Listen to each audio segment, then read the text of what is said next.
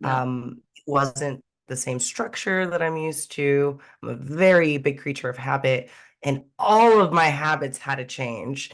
My effort, my pace, everything that came normal to me was now not normal. So there was just it was a tough mental year. I think this is probably the year, and I've spoke a little bit on this a couple times in the podcast before. It's like, man, the mental health side of things Mm, really affected me this year. yeah. And it was like, God, it got to me more than it ever has. And it was never even in my competitive years, which is crazy when I Yeah. reflect back on it. It's like, man, I didn't ever really get in my head until I wasn't on stage, or I didn't get to compete, or I didn't get to go through a prep, and Yeah. I had all these injuries.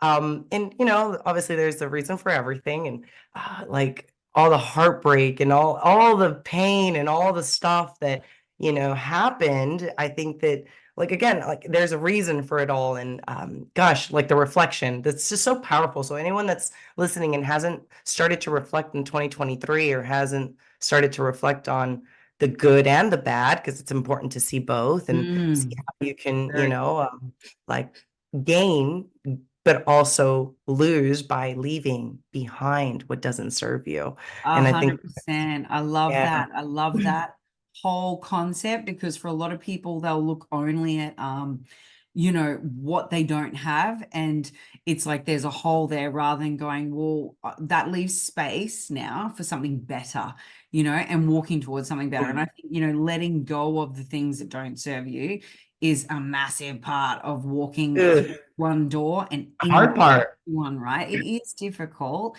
So I guess just for everyone here that's listening, what is reflecting?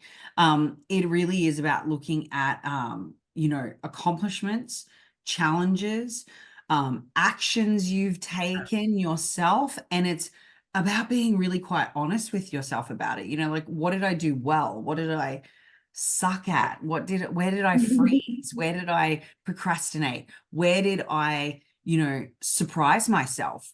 All of those things. It's the dual, double-edged sword process of looking at the good and the bad, but then accepting and celebrating both sides of that, right? The things you can't control, Exactly. but then also, the wins you've had.